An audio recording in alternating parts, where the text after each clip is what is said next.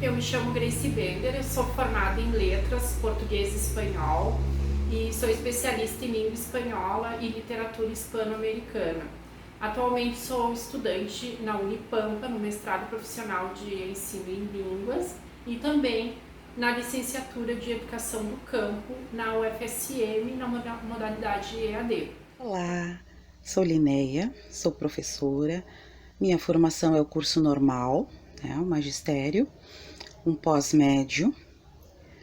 Hoje faço licenciatura em Educação do Campo pela Universidade Federal de Santa Maria. Meu nome é Maria Heloísa Castro Tomás. Eu sou professora, sou pedagoga formada pela UFSM. Eu fiz um curso de pedagogia aqui no Polo de Santana do Livramento, na modalidade à distância, na primeira turma de pedagogia.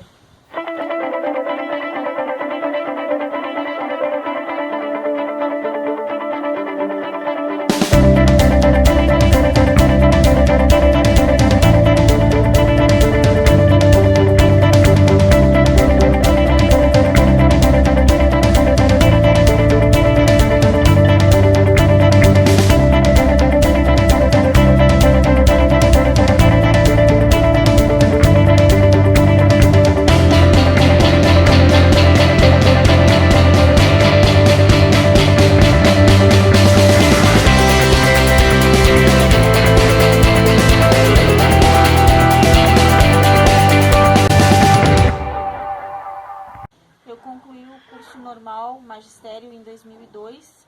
E em 2013 eu trabalhei na educação infantil. Depois, durante um período, eu trabalhei na saúde.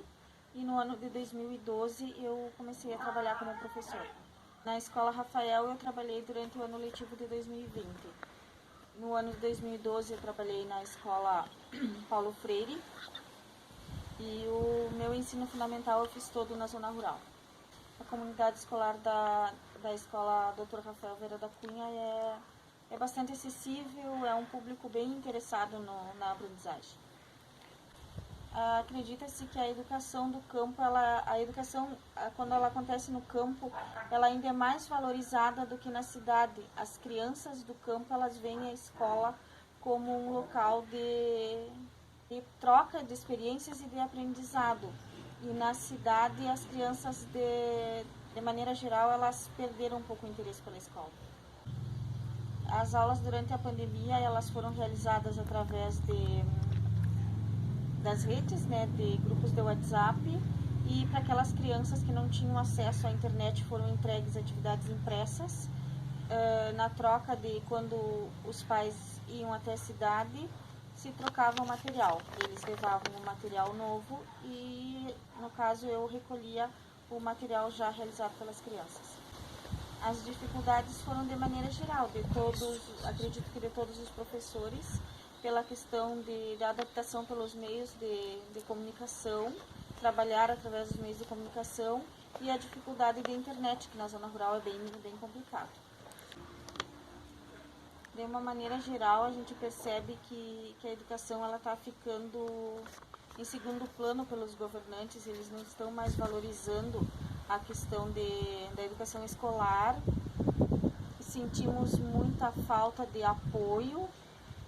A educação do campo, então, vem sofrendo, e a questão toda do transporte, que todos os anos a dificuldade no transporte escolar, mas devemos acreditar que vai ter um momento em que as coisas vão se organizar e a educação vai ser mais valorizada, tanto na cidade quanto no campo.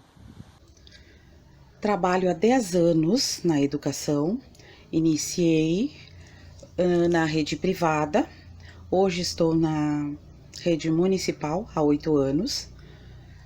Trabalho atualmente numa escola rural de Santana do Livramento, a Escola Rafael, onde tenho um primeiro ano.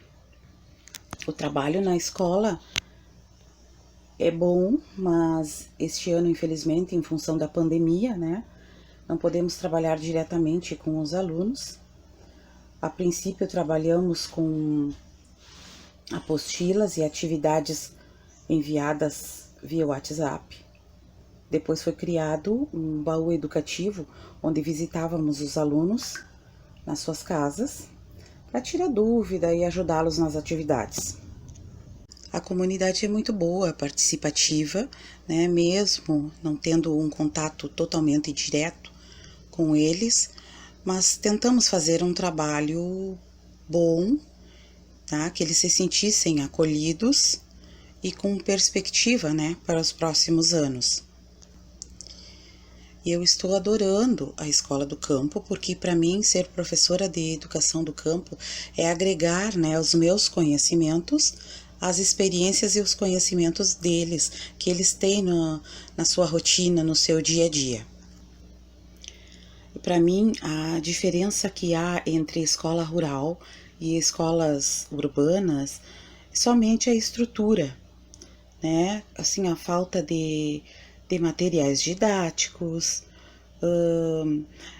para vivenciar o dia a dia deles, trabalhar mais com a área, com aquilo que eles conhecem, de conhecimentos, mas a estrutura e também a falta de equipamentos, né, para trabalhar a modalidade da educação do campo, né, que é muito rica, muito linda. Então, em função da pandemia, é que eu encontrei mais dificuldades para trabalhar, porque a gente não estava com o aluno diretamente, né? Esse contato de professor com o aluno é muito importante, né? Então, nisso aí eu achei a dificuldade de trabalhar, mesmo indo até a casa do aluno em função do baú educativo, né? O ensino não é adequado, né? Não foi algo que fizesse o aluno evoluir como deveria.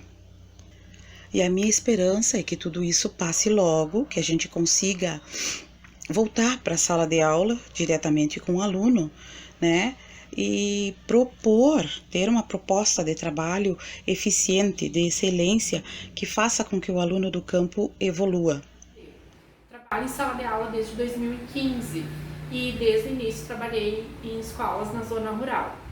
Na escola Dr. Rafael Vieira da Cunha, comecei a trabalhar em 2020. Dessa forma, não conheci os alunos pessoalmente e, junto com o início do ano letivo de 2020, a pandemia adiou o encontro entre os professores e os alunos, que foi acontecer somente em novembro e dezembro, com um projeto da Secretaria Municipal de Educação do município, que levou os professores até as casas dos alunos. Foi por meio do projeto que podemos conhecer a comunidade escolar. Acredito que o projeto ajudou a aprofundar a relação entre os professores e a comunidade escolar, pois podemos ver com nossos próprios olhos as realidades que os nossos alunos vivem. Em geral, a comunidade escolar é bem heterogênea. São agricultores familiares, famílias da agroindústria, temos famílias assentadas pela reforma agrária, temos famílias de quilombolas, das quais algumas famílias prosperaram, enquanto outras seguem suas vidas com muita dificuldade. A desigualdade social é bem evidente, é bem marcada nessa comunidade. Já em 2018, eu atuei em 2 escolas, uma na zona rural e outra na cidade.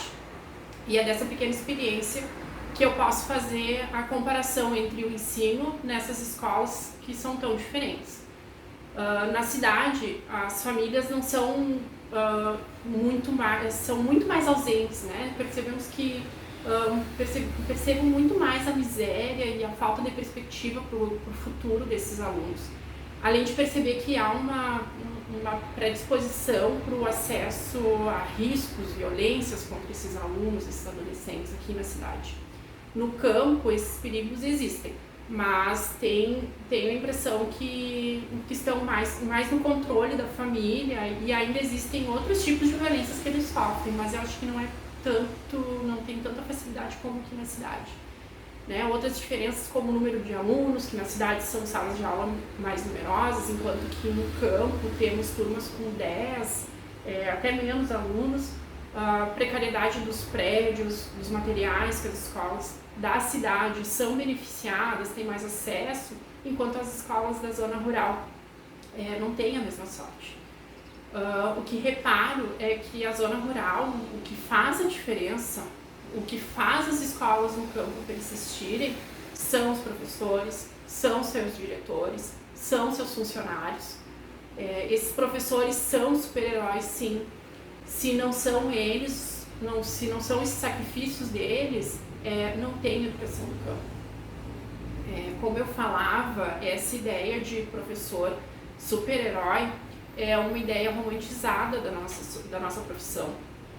Contudo, para a educação do campo que conheço e que é esquecida, se não tiver esses sacrifícios, não vai ter educação do campo.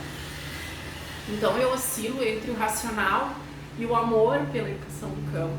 Me deparo com muitas dificuldades, com muitos gastos, com muito desgaste, mas aos poucos eu vou entendendo e percebendo que a educação do campo é resistência e incomoda uma parcela considerável de pessoas, de governos, e por isso o descaso e o desinteresse pela educação do campo. Apesar de tudo, me identifico com um público que eu trabalho, que eu atendo. Entre erros e acertos, fico mais próxima da educação do campo, dos professores super-heróis, né? Eu vou me aproximando, me apropriando dessa ideia. Resisto na educação do campo porque é luta, porque é direito, porque é dever. São muitas as dificuldades, são muitos os problemas. Ser professor no campo é ser super-herói.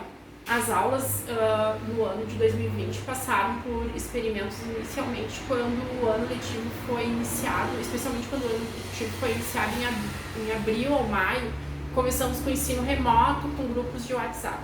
Na medida que fomos percebendo o pouco alcance, o pouco retorno, a Secretaria lançou um projeto chamado Baú Educativo, no qual os professores eram levados até as casas dos alunos para levarem as apostilas com material para estudos, né, que nós preparávamos e enviávamos para os alunos.